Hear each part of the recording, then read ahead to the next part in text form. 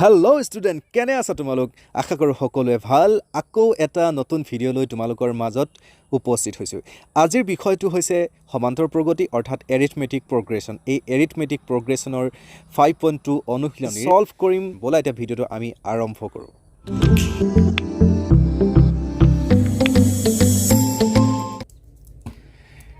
এই ভিডিঅ'টোৰ দ্বাৰা তোমালোকে শিকিবলৈ পাবা ক্লাছ 10ৰ অনুশীলনী 5.2 অৰ্থাৎ সমান্তৰ প্ৰগতি। সমান্তৰ প্ৰগতিৰ আমি প্ৰথম শিকিব লাগিব। সমান্তৰ প্ৰগতি এই গোটেই যিমানবোৰ কুৱেশ্যনছ আছে এই কুৱেশ্যনছবিলাক কৰাৰ আগতে আমি এটা বস্তু প্ৰথমতে বেছিক্স জানি ল'ব লাগিব যে ধৰি ল'লোঁ প্ৰথমতে এ পি মানে কি হয়? সমান্তৰ প্ৰগতি। আৰু এই সমান্তৰ প্ৰগতিৰ ইয়াৰে এটা দিয়া আছে 1 2 3 4 5 6 7 8 9 এটা এ পি দিয়া আছে ইয়াতে। এই এ পিটোৰ পৰা আমি কি পাব পাৰোঁ? এ পিটোৰ পৰা আমি পাব পাৰোঁ যে এ ভেলুটো পাব পাৰোঁ। ইয়াত এ ভেলুটো হৈছে 1 A1 অৰ্থাৎ এ ভেলু হৈছে 1 এণ্ড ডি হৈছে সমান্তৰ প্ৰগতি অৰ্থাৎ সমান্তৰ প্ৰগতি নহয়, সাধাৰণ অন্তৰ আমি কেনেকৈ পাব পাৰোঁ? এটোৰ পৰা আমি A1 মাইনাছ কৰিলে কি পাম? ডি পাম অৰ্থাৎ 2ৰ পৰা 1 গুচি গ'লে থাকিলে 2ৰ পৰা যদি 1 মাইনাছ কৰি থাকিলে 1। তাৰপিছত আমি লগতে ইয়াত কিমানটা সংখ্যা আছে? সংখ্যা কিমানটা? পদ কিমানটা আছে? 1 2 3 4 5 6 7 8 9 অৰ্থাৎ n ইকুৱেল টু 9। এতিয়া an ইকুৱেল টু কিমান হয়? an ইকুৱেল টু কিমান হয় আমি উলিয়াবলৈ কাৰণে আমি ছাপ'জ A2 যদি লিখোঁ, A2ৰ ভেলুটো কিমান হ'ব? 2। A3 ভেলুটো কিমান হ'ব? 3। S6ৰ ভেলুটো কিমান হ'ব? 6। এতিয়া আমি এতিয়া প্ৰথম দিয়া আছে এটা ফৰ্মুলা ইয়াত দিয়া আছে। এই অংকখিনি কৰিবলৈ কাৰণে ফৰ্মুলা দিয়া আছে। এতিয়া চোৱা তোমালোকে ইয়াত এ দিয়া আছে, ডি দিয়া আছে, এনৰ ভেলু দিয়া আছে, এনৰ মানো আমি ইয়াত দিয়া আছে। ইয়াৰে যদি এইখিনিৰে এ মান দিয়া আছে, ডি মান দিয়া আছে, এনৰ মান দিয়া আছে, এনৰ মানো দিয়া আছে। সাধাৰণতে কি হয়, যদি এ মান দিয়া আছে, ডি মান দিয়া আছে, যদি এনৰ মানো দিয়া আছে, তোমাক কি উলিয়াব লাগে? এনৰ মানটো উলিয়াব লাগে। নতুবা 1 2 3 4টা এই 4টা মানৰ ভিতৰত কোনোবা এটা মান যদি দিয়া নাথাকে তেতিয়াহ'লে এটা সূত্ৰ আমি প্ৰয়োগ কৰি পেলাই এই অংকটো ছল্ভ কৰিব পাৰোঁ। সূত্ৰটো হৈছে এনেকুৱা। আমি ইয়াতে সৰুকৈ লিখোঁ, অকণমানিকৈ লিখিছোঁ ইয়াতে এইখিনিতে। চ' ইয়াৰে সূত্ৰটো হৈছে an equal to a plus n minus 1 D. এইটো হৈছে ফৰ্মুলা। এইটো ফৰ্মুলা পুট কৰি পেলাই আমি এতিয়া সাধাৰণতে এই অনুশীলনী 5.2ৰ আমি অংকবিলাক কৰিম। এতিয়া প্ৰথম যিটো 1 নম্বৰ অংক দিয়া আছে, সেই 1 নম্বৰ অংকটো দিয়া আছে সমান্তৰ প্ৰগতিৰ প্ৰথম পদ এ, সাধাৰণ অন্তৰ ডি আৰু nতম পদ an। তলৰ তালিকাখনৰ খালী ঠাইসমূহ পূৰণ কৰা। 1 নম্বৰটো দিয়া আছে, 1 নম্বৰটোতো ইয়াতে দিয়া আছে, প্ৰথম 7 দিয়া আছে। এই ভেলুখিনি আমি পুট কৰি লৈছোঁ। তাৰপিছত আমি অংকটো কৰিম। প্ৰথমতে দিয়া আছে ইয়াতে এ দিয়া আছে, তাৰপিছত ইয়াতে ডি দিয়া আছে, তাৰপিছত এন দিয়া আছে আৰু এন দিয়া আছে। তো এ মান দিয়া আছে 7, ডি ভেলু দিয়া আছে 3, এনৰ ভেলু দিয়া আছে 8 আৰু এনৰ মান দিয়া নাই। এতিয়া আমি অংকটো কৰি দিম। এতিয়া প্ৰথম আমি সমাধান বুলি লিখিম। কি বুলি লিখিম? আমি সমাধান বুলি লিখিলোঁ ধুনীয়াকৈ। এইটো সমাধান।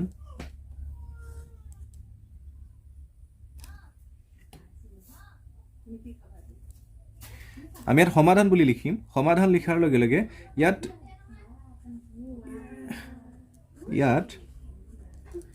দিয়া আছে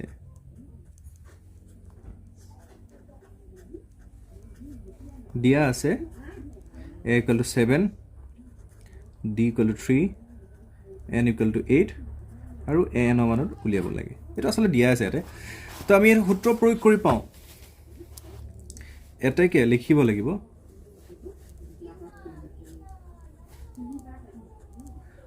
লিখিব লাগিব। সমান্তৰ প্ৰগতিৰ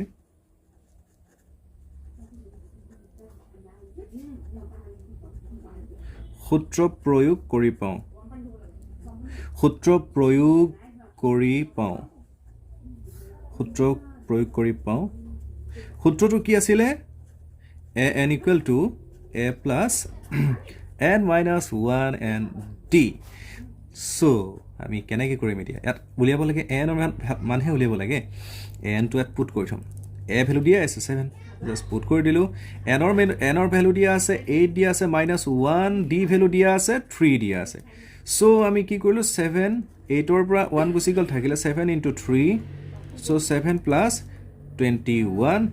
so 21 ৰ লগত কৰিলে 21 ৰ লগত 7 প্লাস কৰিলে 28 so এতে ইয়াৰ এনসাৰটো হ'ব 28 এটো এনসাৰ ওলাই গল so interesting তো তুমি আশা কৰো তোমালোকে বুজি পাবা এই ভিডিওটোত আমি যিমানখিনি পাৰো ম্যাথছ খিনি আমি কৰিব ট্ৰাই কৰিম তাৰ পিছত নেক্সটত কি দিয়া আছে নেক্সটত আমি চাও নেক্সটত আমি ডাইৰেক্ট লিখম দিয়া আছে কিমান কাৰণ দিয়া আছে বুলি লিখিলে বহুত সময় গুচি যাব জাস্ট এটো উলিয়াব লাগে so ইয়াটো n লিখিলো a plus n minus 1 into d লিখিলো তো ইয়াৰে দিয়া আছে an equal to 0 দিয়া আছে 0 পুট কৰিলো a ভ্যালুটো দিয়া আছে -18 দিয়া আছে প্লাস পুট কৰিলো n ৰ ভ্যালু দিয়া আছে 10 দিয়া আছে উলিয়াব লাগে d তো d ভ্যালুটো আমি নাই ৰখা so 0 18 তো ইয়াৰ পৰা এটো গুচি গল 9d পালো আমি ওকে নেক্সট এটো -18 আছে সমান চিনৰ এই পাৰলে লৈ আহিলে কি হয় এটো মাইনাস এটা কনসেপ্ট তোমালোকক এতিয়া ইয়াতে শিকাইলো ক্লিয়াৰ কৰিলো যে এটো ইকুৱেল চিনৰ যদি এটা পাৰৰ পৰা আনটো পাৰলৈ যদি যোৱা হয় তেতিয়া হলে চিনৰ পৰিৱৰ্তন হয় এটা 18 ৰ আগত মাইনাস আছে সমান চিনৰ এইটো পাৰে যদি লৈ না হয় তেতিয়া হলে হি প্লাসলৈ কনভাৰ্ট হৈ গুচি যাব গতিকে 18 টু সমান চিনৰ এইটো পাৰলৈ লৈ নিলো আমি কিমান প্লাস -18 আছিল সমান চিনৰ এই পাৰলৈ আনিলো গতিকে +18 হল কিয় আনিলো কাৰণ আমাক 9d অৰ d ভ্যালু লাগে তো এতিয়া থাকি গল -9d ওকে তো ইয়াতে -9d নহব এটো প্লাস হ'ব এটো প্লাস হৈ যাব কাৰণ এটো প্লাস আছে নহয় প্লাস হ'ব এটো জাস্ট 9 তো এটাকে 9 এ ইয়াক কেবাৰ যাব 2 টাইমছ যাব 2 * 18 গতিকে d = 2 শুদ্ধকৈ আমি কৰিলো সো আমি d ৰ ভ্যালু কিমান পালো d ৰ ভ্যালু 2 নেক্সট টু আহিলে এটো কিমান ওলাব এতিয়া a ভ্যালু উলিয়াব লাগে একে সেম আমি কৰিব পাৰো ইয়াতে গিভেন বুলি তোমালোকে লিখিব পাৰা কথা নাই গিভেন বুলি লিখিলা যে a ভ্যালু নাই দিয়া d ভ্যালু দিয়া আছে -3 n ৰ ভ্যালু দিয়া আছে 18 and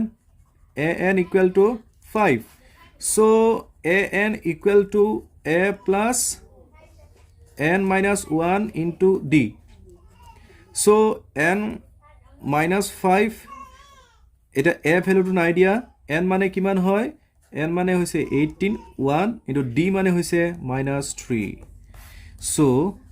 নেক্সট আমি কি কৰিম ইয়াৰ পৰা a ভ্যালুটো উলিয়াব লাগে ন তো আমি এটা কি কৰিম এটো -5 প্লাস 18 ৰ পৰা 1 গুচি গলে থাকিলে কিমান ইফালে 18n ওকে 18 ৰ পৰা 1 গুচি গলে থাকিলে 17 into -3 now আমি ইয়াত কি কৰিম a প্লাস মাইনাস 3 7 গুণ 21 ৰ 1 2 কৰিলে 3 গুণ 3 3 2 5 51 তো এফালে -5 সো এটো মাইনাস আসলে এফালে ই প্লাস হলে কনভার্ট হৈ যাব -51 এটো -5 প্লাস হলে কনভার্ট হৈ গল এটো a নাও 51 ৰ পৰা 5 যদি মাইনাস কৰিলো কিমান হ'ব তেতিয়া 11 ৰ পৰা 5 গুছিল থাকিলে 6 আৰু এফালৰ পৰা থাকিব যে 46 নাও a ইকুৱেল টু কিমান হ'ব 46 again মই আকৌ বুজাই দিছো যে a ইকুৱেল টু কিমান হ'ব 46 কিবা এটা মোৰ ৰং হোৱা নিচিনা লাগি আছে মেথছটো নাজানো আকৌ বা হেতু কাৰণে চাও মানে শুদ্ধ হৈছে নাই আকৌ বা ট্ৰাই কৰো a ভ্যালু দিয়া নাই দিয়া নাই পতা d ভ্যালু -3 দিয়া আছে -3 পুট কৰিছো n ৰ ভ্যালু দিয়া আছে 18 দিয়া আছে a n ৰ মান দিয়া আছে 5 দিয়া আছে তো a n ৰ মান -5 পুট কৰিলো a ভ্যালু নাই দিয়া 18 এট পুট কৰিলে -3 সো এফালে প্লাস প্লাসে থাকিলে 18 ৰ পৰা অনুগুছে 17 তো -3 তো এটো লগত 3 7 গুণ 21 ৰ 1 2 কৰিলে তো 3 গুণ 3 3 7 গুণ 21 2 কৰিলে 3 গুণ 3 3 5 5 হল তো -5 থাকিলে এটো -551 তো সমান চিন এটো পৰা পঠাই দিলো তো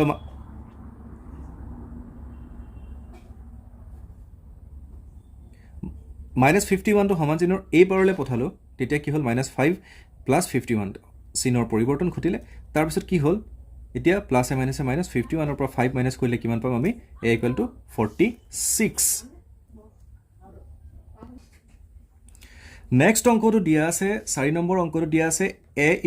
-18.9 d = 2.5 n = 9 দিয়া an = 3.6 এগেইন আমি একেটা ফৰ্মুলা ইয়াতে পুট কৰিম an = a plus n minus 1 d an ৰ মান কিমান দিয়া আছে 3.6 a মান কিমান দিয়া আছে 18.9 plus n ৰ মান নাই দিয়া n minus 1 d মান কিমান দিয়া আছে 2.5 নাও কি কৰিম এতিয়া আমি চাও আমাক n ৰ মান উলিয়াব লাগে ওকে তো আমি কি কৰিম 3.6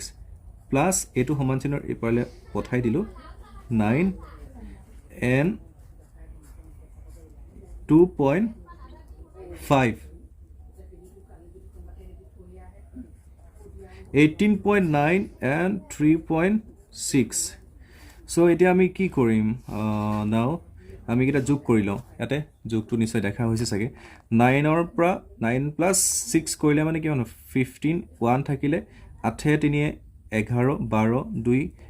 1 কৰিলে 1 1 2 22.5 অৰ্থাৎ 22.5 এফালে আমি পালো 22.5 8 পইণ্ট ইয়াত নিদিয়া দেই এইখিনি দিয়া তো ইয়াতে n - 1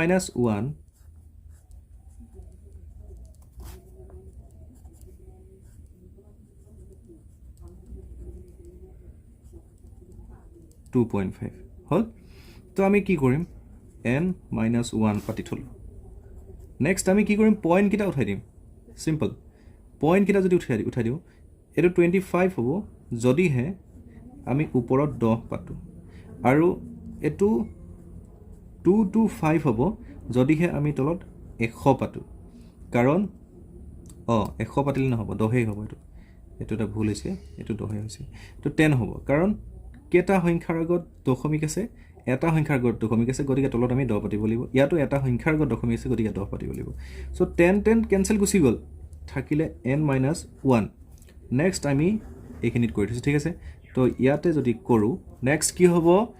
25 ইয়াক কেবাৰ যাব আমি ইয়াত কেনসেল কৰি দিও প্ৰথমতে ইয়াত কি কৰি দিও এটো 25 এটো 5 5 গুণ 25 এটো 5 4 গুণ 20 5 5 গুণ 25 5 9 গুণ 45 অৰ্থাৎ আমি কিমান পালো এফালে থাকিলে 9 n - 1 সো n = 9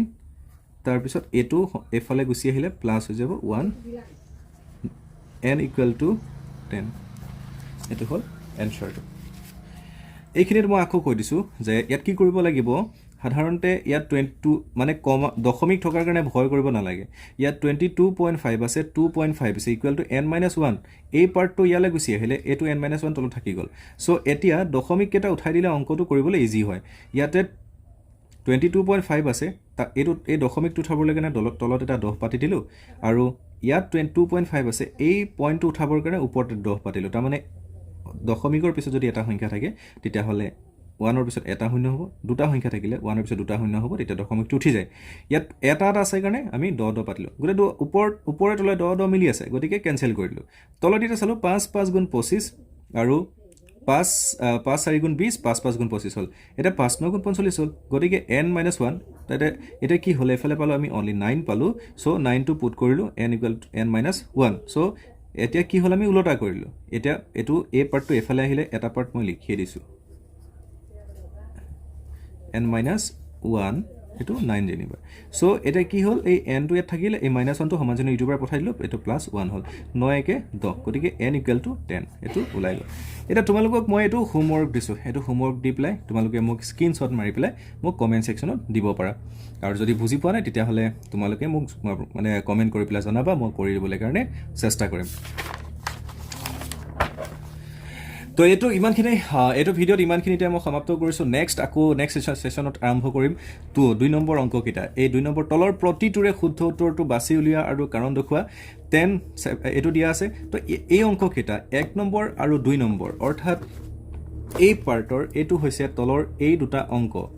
অংক মেট্ৰিকত প্ৰায় আহি থাকে আৰু মেবি এতিয়া অপচনেল টাইপৰ কুৱেশ্যনছবিলাক যিহেতু বেছিকৈ আহিব মেট্ৰিকত গতিকে এই ধৰণৰ এই দুটাৰ পৰা কমন অহাটো কিন্তু 100% বুলি ধৰিব পাৰা গতিকে এইকেইটা কৰি তোমালোকে প্ৰেক্টিছ কৰি তোমালোকে কমপ্লিট কৰিবা গতিকে এই কেইটা যদি তোমালোকে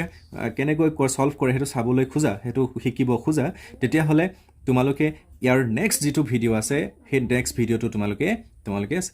তাত চাব পাৰিবা তাত ধুনীয়াকৈ মই বুজাই দিবলৈ চেষ্টা কৰিম 3 নম্বৰখিনিও যথেষ্ট চ' ইণ্টাৰেষ্টিং হয় এইখিনি কৰি বহুত ভাল লাগে তো এইটো কৰি বহুত ভাল পাবা জাষ্ট ফৰ্মুলা পুট কৰিব লাগে অংকটো লাগে চ' এইখিনি ইয়াৰ পৰা মই ইয়ালৈকে নেক্সট ভিডিঅ'টো তোমালোকক সম্পূৰ্ণভাৱে কৰি দিম তো আজিলৈ ইমানতে সমাপ্ত কৰিছোঁ এইটো ভিডিঅ' আশা কৰোঁ সকলোৱে ভালে থাকা শিকি থাকা মেথছ প্ৰেক্টিছ কৰি থাকা আৰু যদি কিবা নুবুজা তেতিয়াহ'লে মোক সুধিব পাৰা আৰু তুমি যদি কিবা নতুন হয় আৰু নতুন যদি হয় তেতিয়াহ'লে মোৰ চেনেলটো ছাবস্ক্ৰাইব কৰিবলৈ নাপাহৰিবা ছাবস্ক্ৰাইব বাটনটো ক্লিক কৰা আৰু নিজৰ ফ্ৰেণ্ডৰ মাজত যিমান পৰা সিমান ভিডিঅ'টো শ্বেয়াৰ কৰিবলৈ কাৰণে শ্বেয়াৰ কৰা